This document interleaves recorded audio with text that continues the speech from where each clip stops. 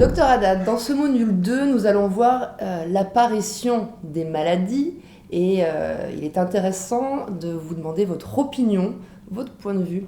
Quelle est l'origine de l'apparition des maladies ?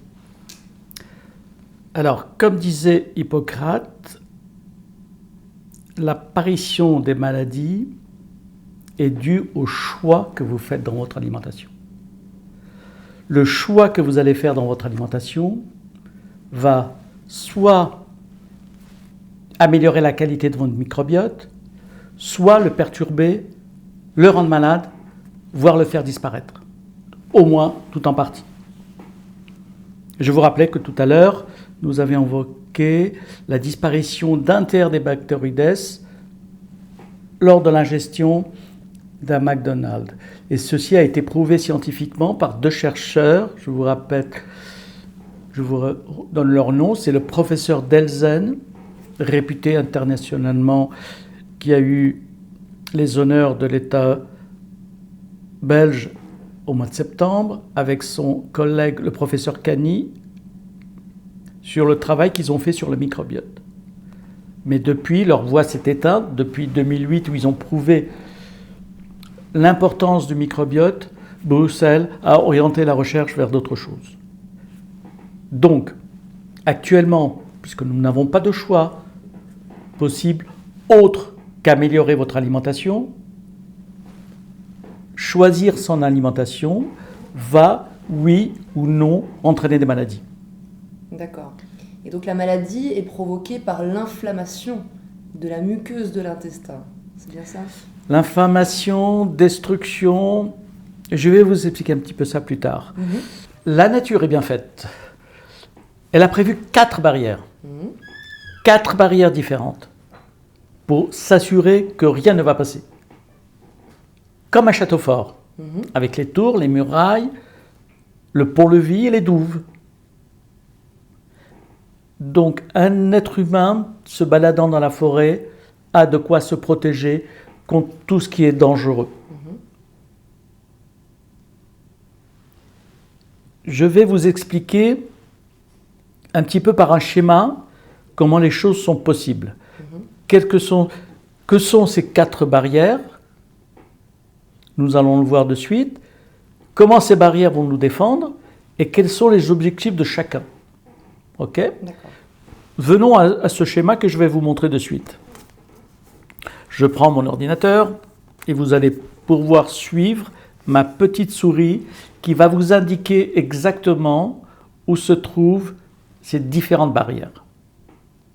Pour bien comprendre la situation, je vous demanderai de suivre ce que je vais vous montrer au niveau de cette diapo, où vous savez tous ce qu'est un côlon, c'est-à-dire c'est le gros intestin, où se passe fermentation et travail du microbiote.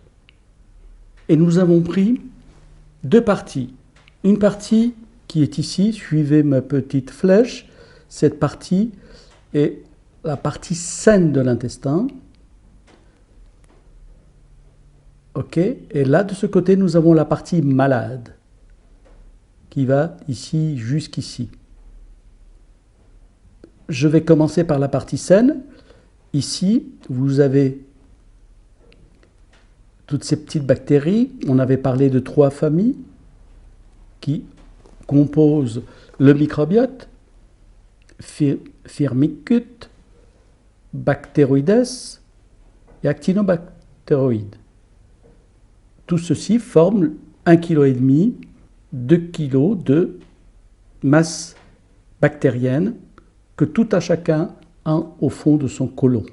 Ces bactéries reposent sur la membrane villositaire de la muqueuse intestinale et vous remarquerez ce jaune qui correspond au mucus, un peu comme la salive sur la surface de votre joue, de votre langue. Et ce mucus est un peu plus épais que la salive. Bactéries, mucus, villosité intestinale, cellules intestinales,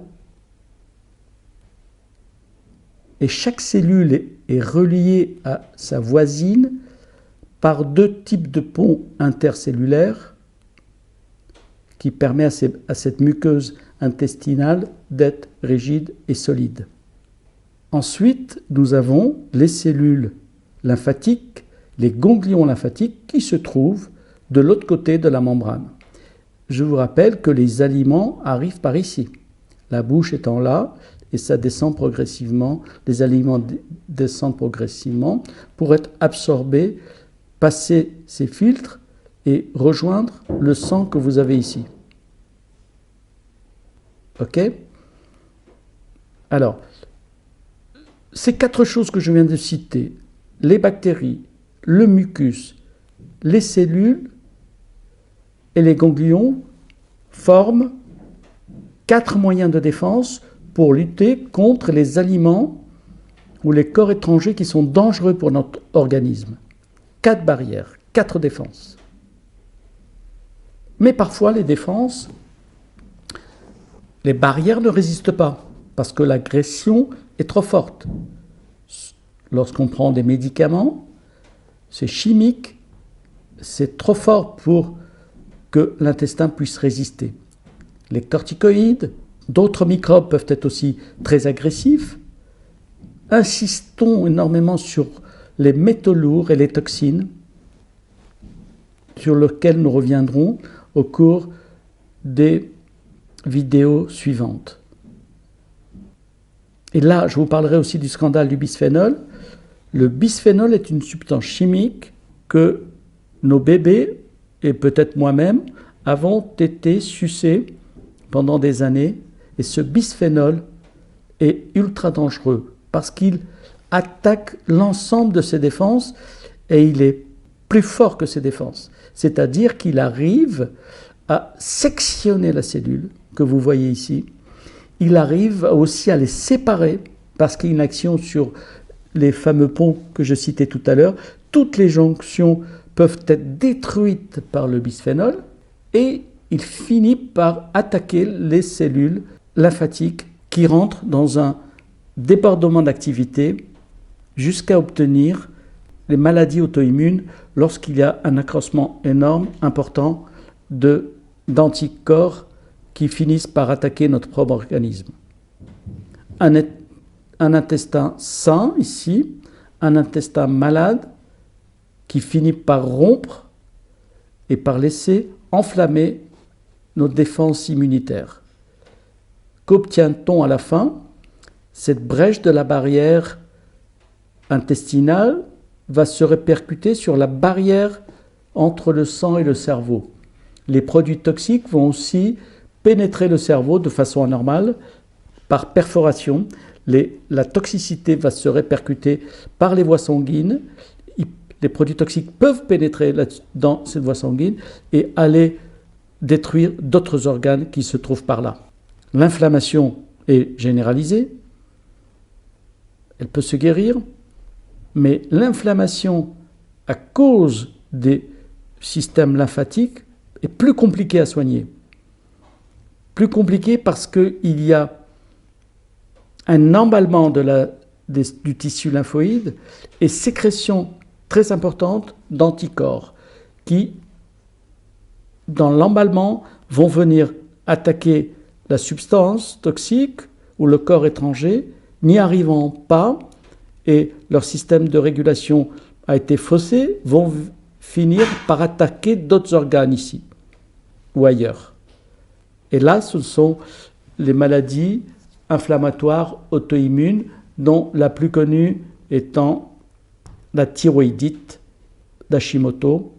Beaucoup de gens dans ma clientèle présentent une thyroïdite d'Hashimoto qui donne une hypothyroïdie et qui nécessite un complément de médicaments pour équilibrer l'état de santé de la personne. Cet intestin enflammé par toutes ces substances va finir par ne pas laisser passer les bonnes choses.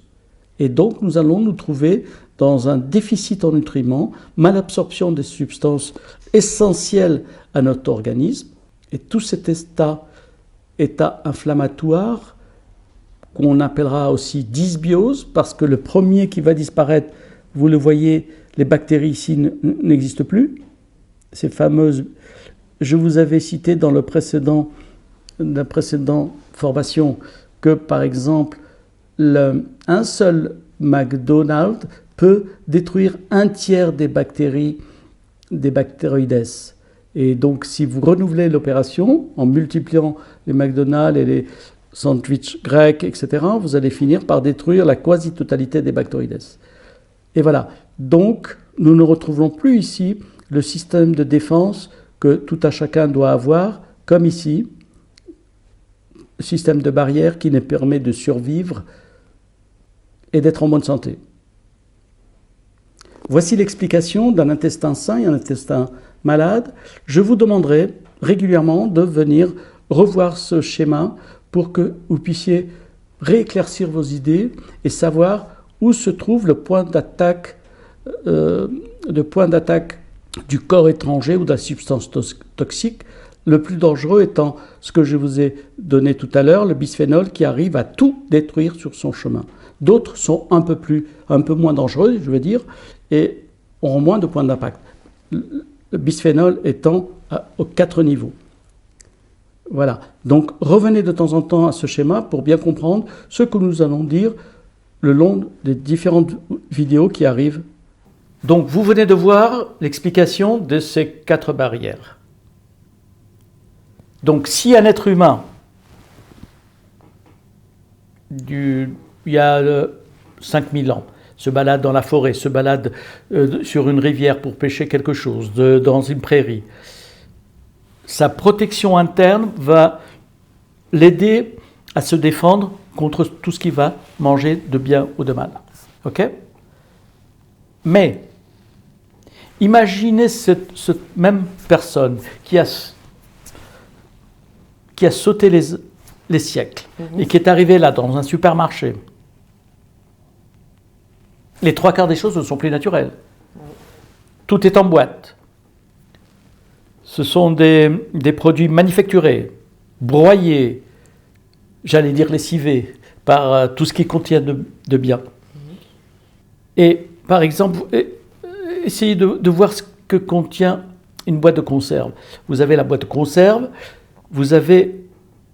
imaginez-vous ce que vous avez en ouvrant la boîte de conserve. Vous avez ce gris métallisé qui est à l'intérieur.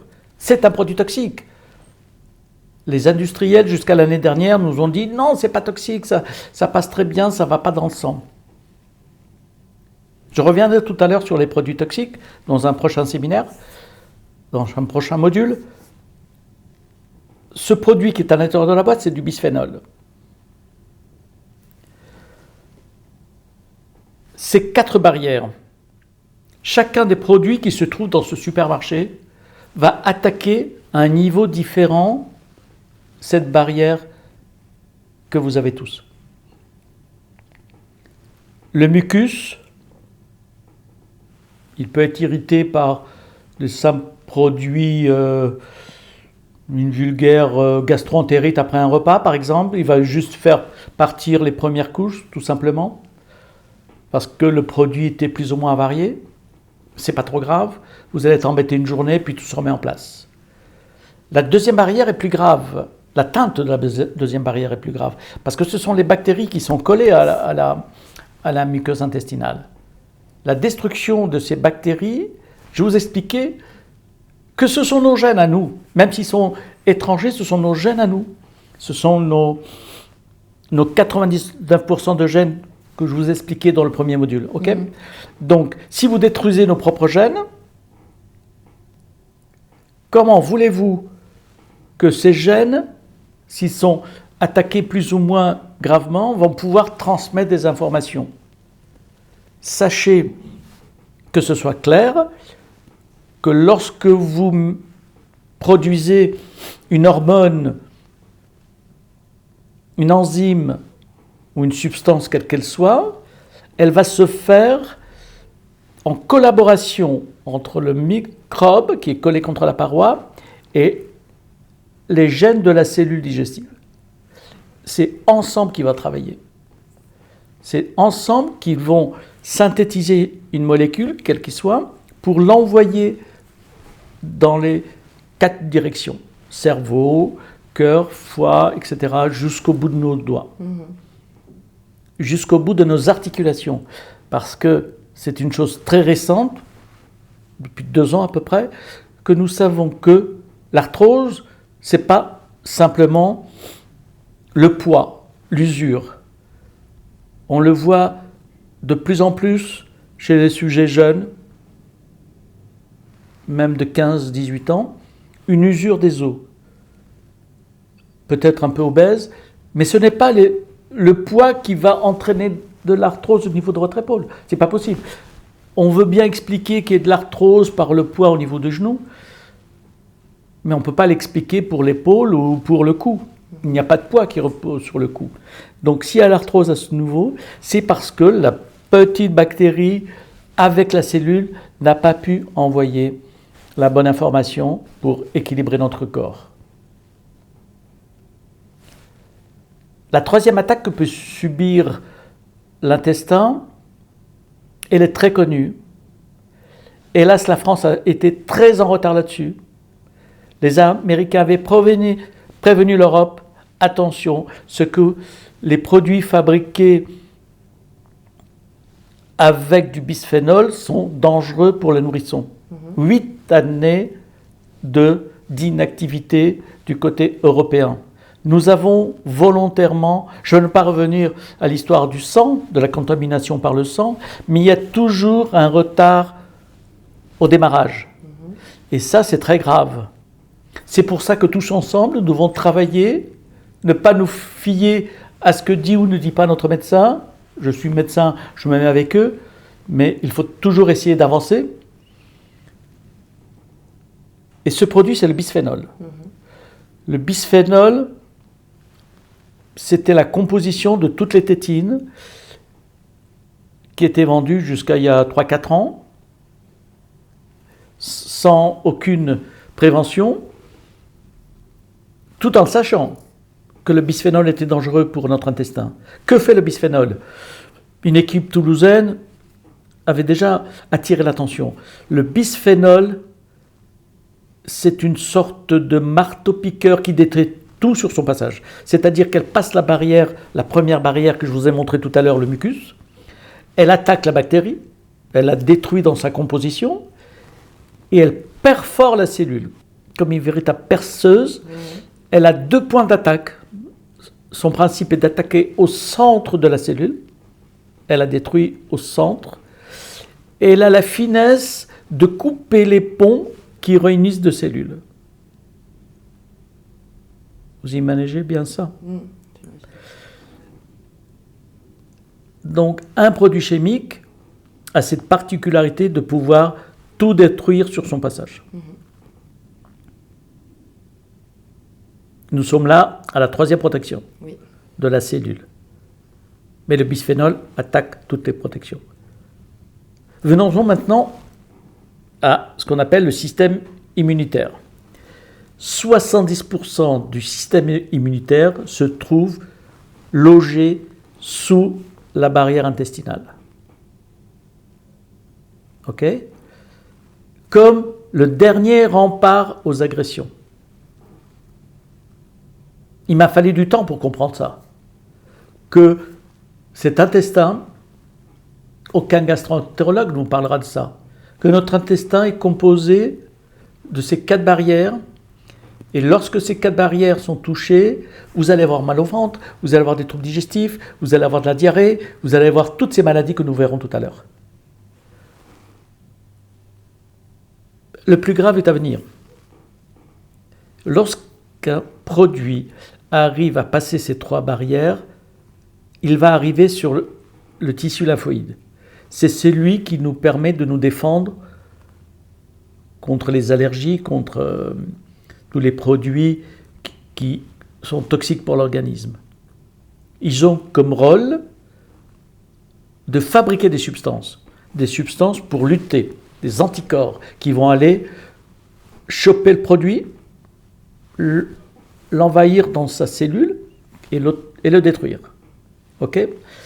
La production de ces anticorps est suffisante pour pouvoir aider notre ami qui voyage, qui circule, qui va faire ses achats près de la rivière, dans la forêt ou dans une plaine, chassant le gibier. Ce système lymphoïde va beaucoup l'aider. Mais la nature n'avait pas prévu que l'être humain, que l'homme moderne, allait créer des substances chimiques hyper toxiques, hyper perforantes, je ne dis pas performantes, mais hyper perforantes, qui vont pénétrer toutes les couches et arriver sur ce tissu lymphoïde. Que va faire ce tissu lymphoïde ? Il va essayer d'augmenter sa production d'anticorps, de produire sans cesse. Pour une substance chimique minime, mais qui est très dangereuse. Et tout cet excès d'anticorps fabriqué parce que la cellule lymphoïde s'affole en fait, c'est un affolement de ce tissu lymphoïde, que ce tissu lymphoïde va envoyer tous ces anticorps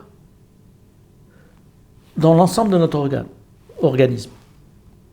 Donc il va pouvoir atteindre la thyroïde, il va pouvoir atteindre les articulations, il va pouvoir atteindre différents organes. Et c'est là qui est le plus grave, c'est que nous avons de plus en plus de maladies auto-immunes, c'est-à-dire que des corps étrangers que nous avons avalés, que nous avons mangés, que nous avons bu, va stimuler de façon inappropriée notre tissu lymphoïde, qui dans sa panique va nous autodétruire, va nous détruire nous-mêmes. Il n'arrive plus dans son affolement à savoir où son action doit se porter. C'est comme ça qu'on peut comprendre simplement cette dernière barrière et l'existence de cette maladie auto-immune. D'accord. Ok ? Ai-je été clair, Amandine ? Vous avez compris ça ? Tout à fait clair, effectivement. Voilà. D'où la multiplication actuellement de toutes ces maladies auto-immunes. La plus fréquente, je crois, c'est la maladie thyroïdienne, mais je vois de plus en plus de gens avec des arthrites, avec des rhumatismes inflammatoires, etc. Très bien, merci docteur. À présent, dites-nous comment nous pouvons agir concrètement pour réduire le risque de maladie. Alors, moi, je dirais que le meilleur traitement, c'est la prévention. Oui. Si nous sommes pris trop en retard, que pouvons-nous faire ? Alors, nous, médecins, actuellement, nous utilisons des bombes atomiques pour essayer de détruire ces anticorps qui arrivent à flot dans les maladies immunitaires. Ces médicaments qui coûtent un prix fou, 100, 300, parfois 1000 euros l'injection, sont faits pour bloquer l'excès d'anticorps qui nous autodétruisent. Donc les médecins actuellement, comment agissent-ils ? Ils utilisent des produits qui coûtent très cher, 100, 200, 1000 euros, je l'ai vu, par jour, pour essayer de bloquer ces anticorps qui sont dirigés vers notre organisme, ne pouvant attaquer le produit dangereux,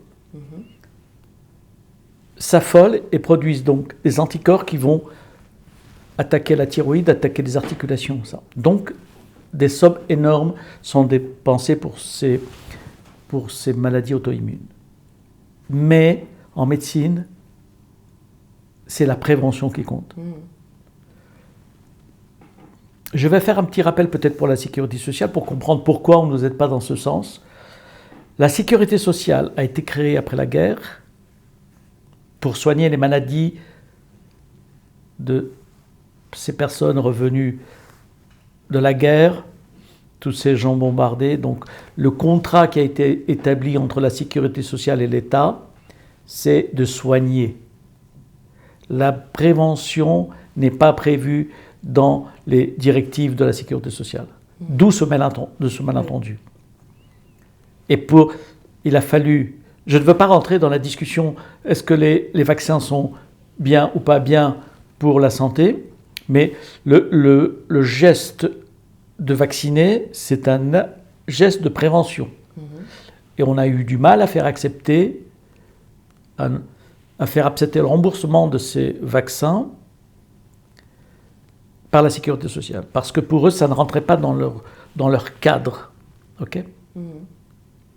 Donc, c'est pas la sécurité sociale qui va parler de nutrition ou qui va parler des préventions de tous ordres auxquelles il faut nous habituer. C'est à nous de connaître les gestes donc, de prévention.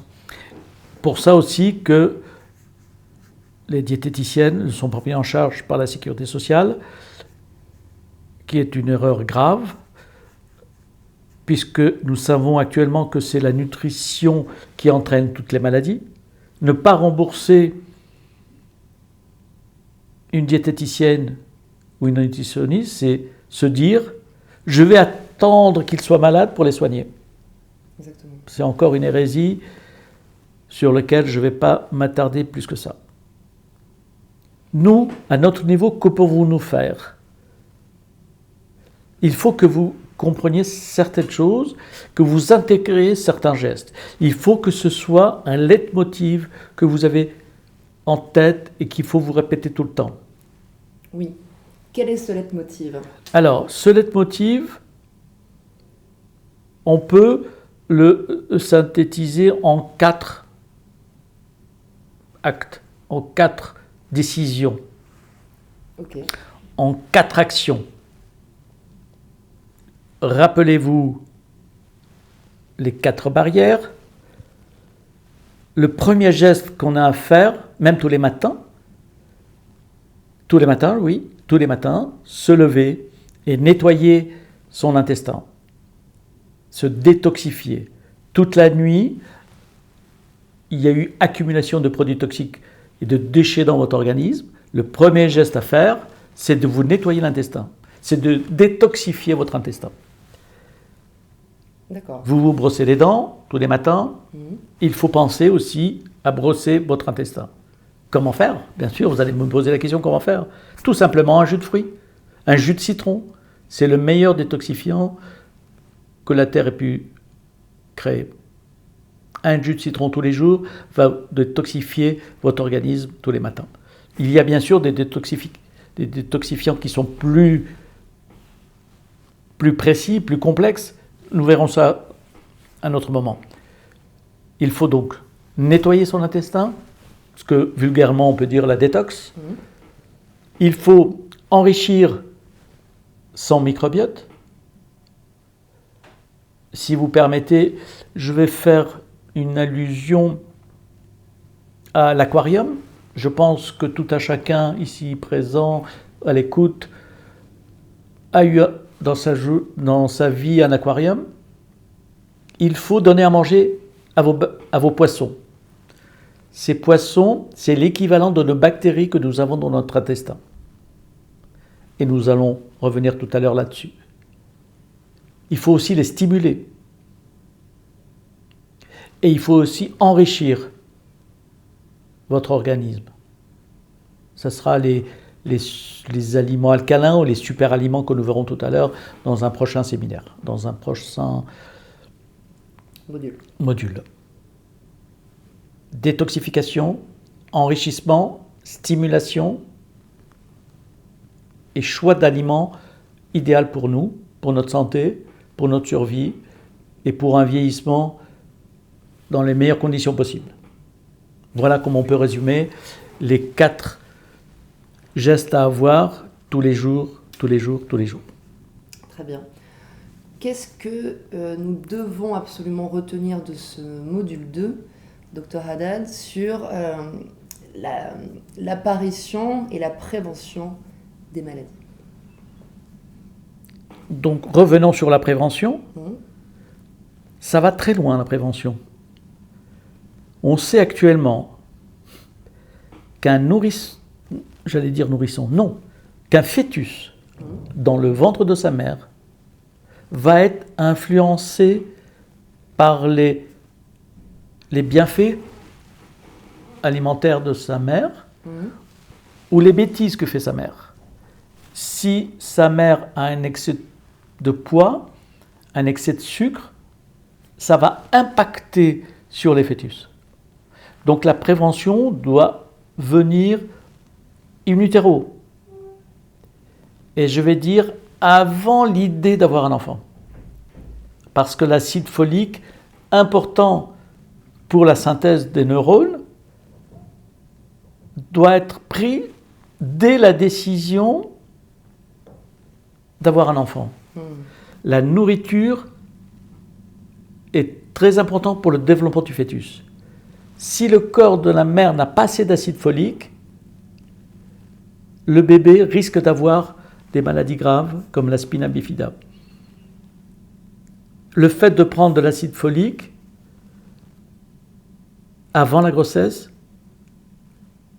risque donc d'entraîner des maladies, même si on prend cet acide folique dès l'annonce de la grossesse. C'est déjà un petit peu trop tard. Bien sûr, chacun prend ses risques, mais il faut le savoir que l'absence d'acide folique dans l'alimentation avant la grossesse va impacter sur le fœtus. L'excès de sucre sur le nourrisson, sur le fœtus, je veux dire, est impactant aussi sur lui.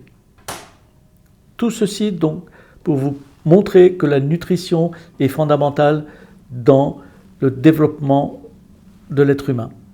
Alors vous parlez d'acide folique et ça tombe très bien puisque c'est une bonne transition avec le module suivant puisque nous allons maintenant aborder la relation entre microbiote et le cerveau. Tout à fait, oui. Les grandes découvertes de l'année 2015-2016, c'est qu'il y a une relation intime entre le cerveau et l'intestin.